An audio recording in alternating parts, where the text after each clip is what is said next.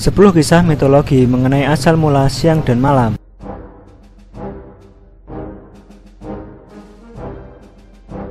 Sejak dahulu kala, manusia selalu ingin mempunyai penjelasan atas apapun, termasuk di dalamnya asal mula siang dan malam di bumi. Ini menyebabkan manusia terdahulu menciptakan berbagai cerita atau kisah mitologi yang menjelaskan hal tersebut. Berikut adalah 10 kisah mitologi mengenai asal mula siang dan malam di bumi. Tapi sebelum lanjut, mari di subscribe Indiko channelnya, klik like dan juga share agar bermanfaat bagi orang lain. Terima kasih.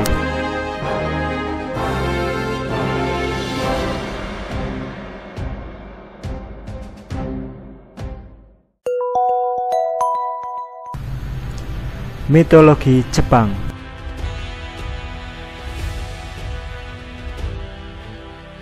Berdasarkan sejarah terciptanya Jepang, dahulu kala ada 3 dewa bersaudara, anak dari Izanagi dan Izanami. 3 dewa ini adalah Amaterasu, si dewi penguasa matahari dan langit, Tsukuyomi, si dewa penguasa bulan dan malam, dan Susanoo, si dewa penguasa badai dan laut. Suatu hari, Amaterasu memerintahkan Tsukuyomi untuk pergi ke bumi dan mengunjungi si dewi makanan Ukemochi. Untuk menyambut Tsukuyomi, Ukemochi memuntahkan beras, ikan, dan hewan lainnya ke bumi. Hal ini pun juga digunakan Ukemochi dalam perjamuannya. Tsukuyomi yang mengetahui hal ini merasa terhina dan membunuh si dewi makanan Ukemochi. Sesudah ia kembali ke langit, Tsukuyomi menceritakan semua kejadian yang ia lakukan ke Amaterasu. Amaterasu yang mengetahui hal itu merasa malu dan benar-benar marah atas Tsukuyomi. Ia kemudian bersumpah untuk tidak pernah lagi menemui saudaranya tersebut. Oleh karena itu, begitu matahari terbenam, maka bulan akan kabur dari matahari untuk mengulang siklus tersebut selamanya.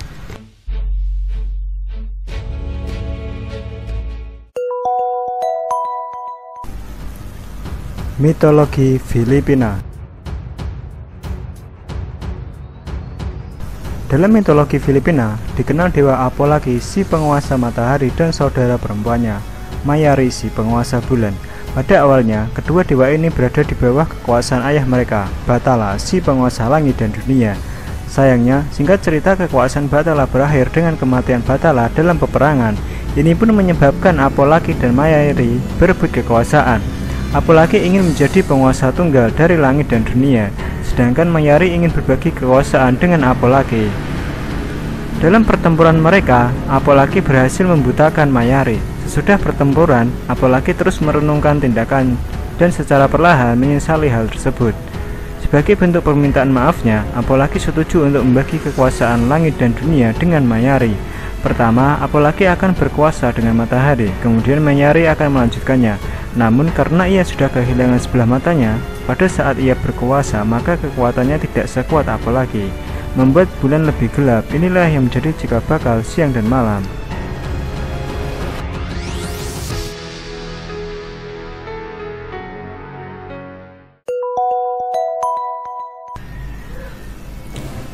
Mitologi Aztec.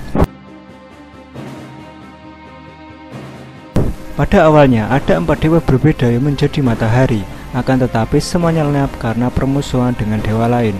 Pertempuran terus terjadi untuk menentukan siapa yang menjadi dewa matahari selanjutnya. Akhirnya tidak ada dewa yang berani mengajukan diri karena takut pertempuran terjadi kembali dan dunia berada dalam kekacauan. Hal ini menyebabkan kegelapan mengelilingi dunia. Perundingan kemudian terjadi untuk menentukan siapa yang menjadi dewa berikutnya, dan siapapun yang dipilih harus siap mengorbankan dirinya untuk menjadi dewa matahari berikutnya. 2 dewa dipilih, yakni Teshitecal dan Nanaut. Kemudian api agung diciptakan sebagai tempat pengorbanan kedua dewa ini. Teshitecal yang harusnya melompat pertama kali ketakutan dan mundur sebanyak 4 kali. Dewa-dewa lain menjadi lelah dan meminta dewa kedua Nanaut untuk melompat. Nanaut melompat tanpa takut dan akhirnya menjadi matahari. Harga diri Teshitecal yang sudah terluka membuatnya melompat belakangan. Akhirnya 2 matahari tercipta dari api tersebut. Namun para dewa tidak menyukai ide tersebut dan melemparkan kelinci ke matahari Teshitecal, membuat ia tergigit dan lebih gelap. Itulah yang menyebabkan terciptanya bulan. Teshitecal yang menginginkan cahayanya terus mengejar Nanaut, si matahari. Itulah penyebab perputaran siang dan malam.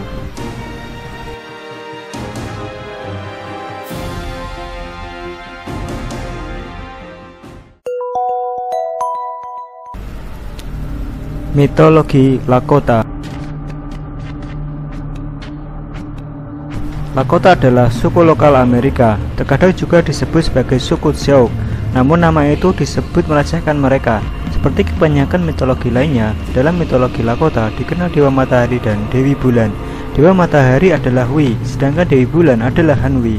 Dalam sebuah perjamuan, Wi si Dewa Matahari tidak bersama dengan pasangan seharusnya, yakni Hanwi si Dewi Bulan. Ia malah memilih seorang manusia biasa, Iktomi, untuk mendampinginya. Sekan si Dewa Langit marah dan memutuskan untuk menghukum Hanwi atas perbuatan itu. Sekan mengambil kembali Hanwi dari Wi dan membuatnya berkuasa atas malam hari. Sedangkan ia menghukum Wi dengan membuat berkuasa atas siang hari. Tidak pernah diperbolehkan untuk melihat Hanwi untuk selamanya. Terkadang karena malu atas perbuatannya Wi, Hanwi akan menutup sebagian mukanya dan ini dikenal sebagai siklus bulan.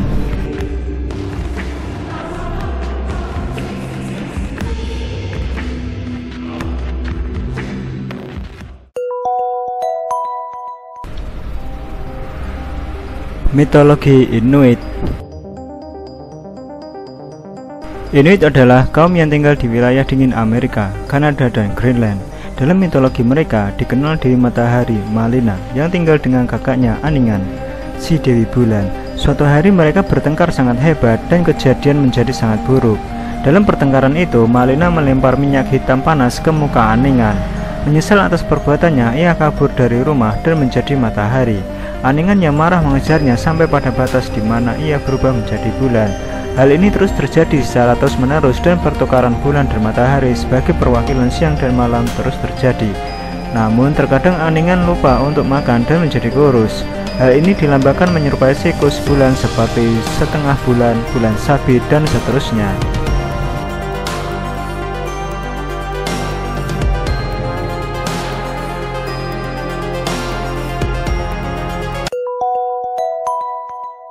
Mitologi Mesir.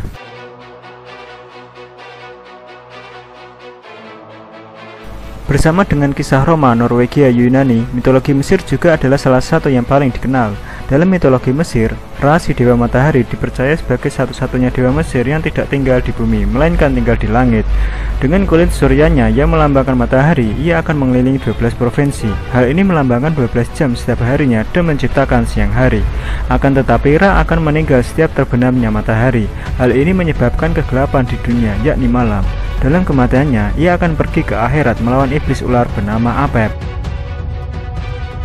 Begitu waktu terbit, dipercaya bahwa Ra berhasil mengalahkan Apep sekali lagi dan melanjutkan kembali perputaran tersebut. Di malam hari, Khonsu si Dewa Cahaya Bulan akan menggantikan Ra mengelilingi dunia untuk mengarahkan orang-orang ke tujuannya. Ia juga bertugas untuk melindungi hewan liar, meningkatkan kejantanan pria, membantu penyembuhan, meningkatkan kesuburan, dan memastikan udara segar di malam hari.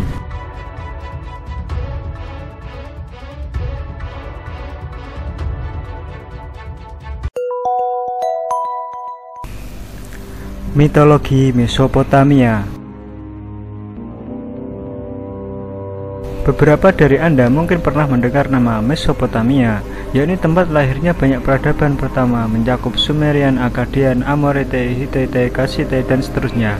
Dalam kepercayaan mereka, Dewa Matahari dikenal sebagai Shamash, anak dari Dewa Bulan, Sin. Ia digambarkan sebagai seorang dewa yang adil dan penuh kebenaran. Setiap hari ia akan terbit dari barat bersama dengan cahaya matahari bersinar dari pundaknya. Namun tugasnya tidak hanya terbatas di dunia, ia juga harus melakukan hal tersebut di akhirat.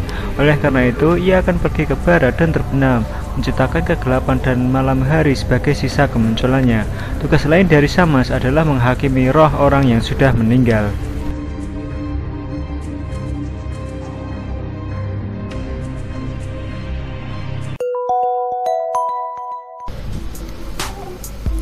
Mitologi Mamayuran. Mamayuran adalah suku Amazon yang tinggal di Brazil. Berdasarkan mitologi mereka, pada awalnya dunia ini hanya ada dalam kegelapan. Ini semua disebabkan oleh ledakan populasi burung yang menutupi matahari dengan sayap-sayap mereka.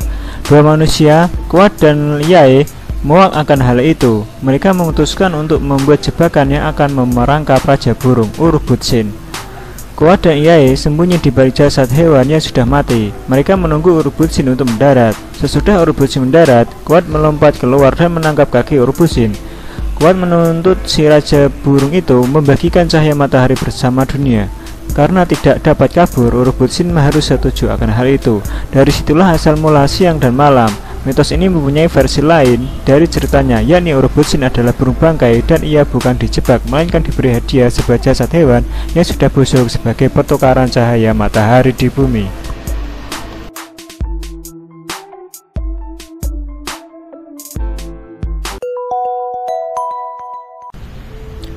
Mitologi Norwegia.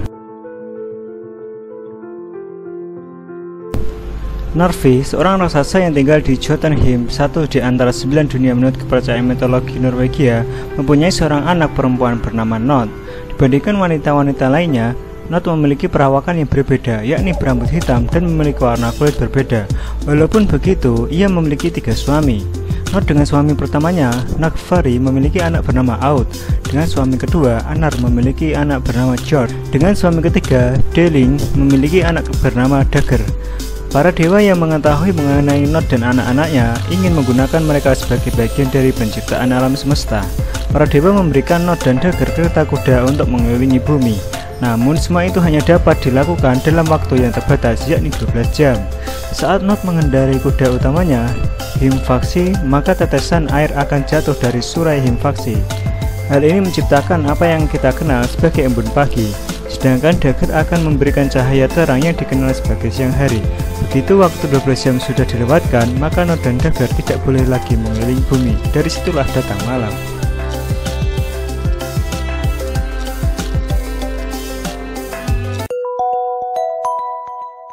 Mitologi Iroquois. Iroquois adalah anggota dari suku Amerika Indian Utara dan mereka memiliki kisah menarik mengenai asal mula siang dan malam. Di dunia langit ada wanita hamil, kakaknya, dan pohon kehidupan. Pohon kehidupan sendiri adalah pohon yang juga menghalangi pintu masuk ke dunia di bawah dan siapapun tidak diperbolehkan untuk mengganggunya. Suatu hari, karena penasaran, wanita hamil tersebut meminta kakaknya untuk memindahkan pohon kehidupan. Pintu masuk dunia bawah pun terbuka dan karena kecerobohan, si wanita jatuh. Untungnya selagi wanita itu jatuh, burung di dunia bawah langit menyelamatkannya dan mereka terjatuh di punggung kura-kura. Di sana ia menciptakan bumi dan melahirkan 2 anak kembar. Sayangnya si wanita meninggal karena sifat liar dari salah satu anak kembar tersebut, yang disebut sebagai kembar bertangan kiri. Kedua anak kembar ini melambangkan kebaikan dan kejahatan, di mana si kembar bertangan kiri adalah yang jahat dan tangan kanan kebaikan. Setelah kematian ibu mereka, kedua anak kembar ini diasuh oleh nenek mereka di dunia langit. Seiring kedua anak kembar ini bertumbuh dewasa, nenek mereka meninggal dan tubuhnya diperebutkan. Saat perebutan terjadi, tubuh nenek mereka terbelah 2 dan kepalanya terlempar ke langit membentuk objek bulat di langit. Menyadari sifat mereka yang saling berlawanan, mereka memutuskan untuk berada dalam 2 alam yang berbeda. Kembar bertangan kanan akan berkuasa di dunia menciptakan siang, kemudian kembar bertangan kiri akan berkuasa menciptakan malam, di mana kejahatan akan lebih sering terjadi.